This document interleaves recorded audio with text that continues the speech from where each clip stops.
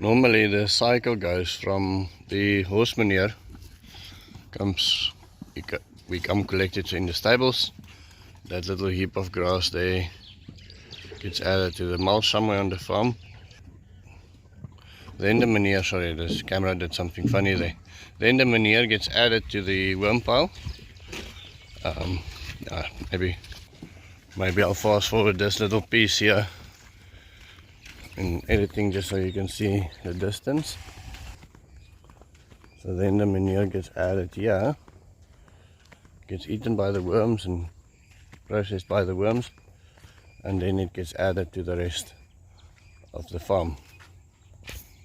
However, today we gathered all of those manure and grass and sticks and everything, and we are taking it to the friendly forest. So to get to the friendly forest you have to go through Damien's forest here, and so I'll show you now where we put it. You can see the little ducks are happy to see us, they know food is coming. And so okay, go through the dam, go to the mulberries, and then we are going to add for the next couple of days just all the biomass to this area here. So Steve mentioned that if you wet any soil and it makes a shiny layer and it cracks like this, then it is a sign that you should add biomass. But that is basically everywhere on the farm. We either have clay or sand soil, so there's almost not a spot on the farm that cannot benefit from adding biomass. We have to add biomass, add mass. Interesting thing, Jeff Lawton in Greening the Desert said one of the main accomplishments they did was add mass. So adding mass, biomass, living things that dies, is one of our main purposes on this land, adding biomass to the soil.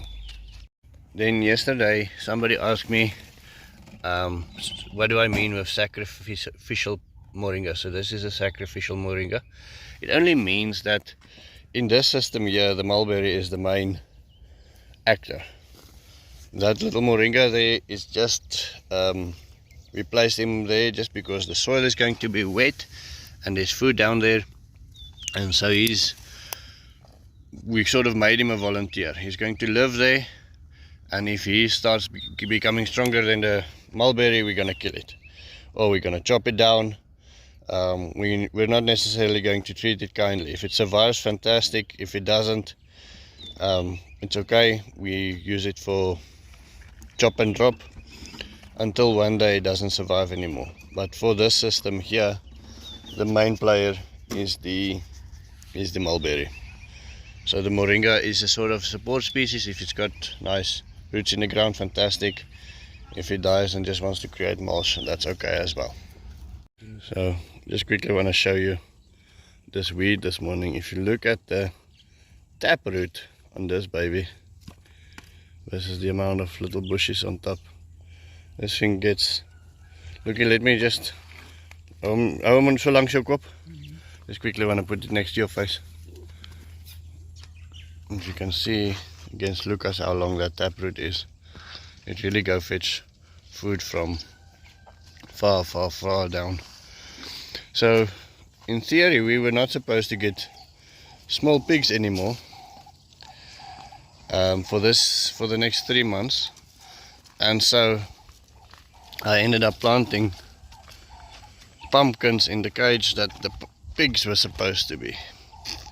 Over there and over here.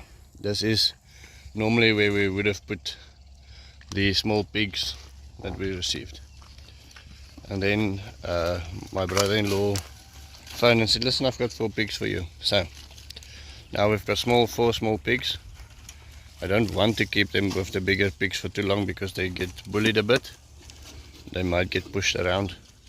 So we'll probably have to split up this cage somehow or build another one. My wife suggested that I kill the pumpkins And I don't know, they haven't even come out yet, but I really wanted to plant pumpkins in a pigsty for a very, very long time. And so we'll have to make a plan with that over the next couple of days. As I'm editing this, it's thundering and lightning outside. Still no rain. It rained in town and it rained all around us. No rain here. So hold thumbs for tomorrow. I'll see you then. Have a wonderful day.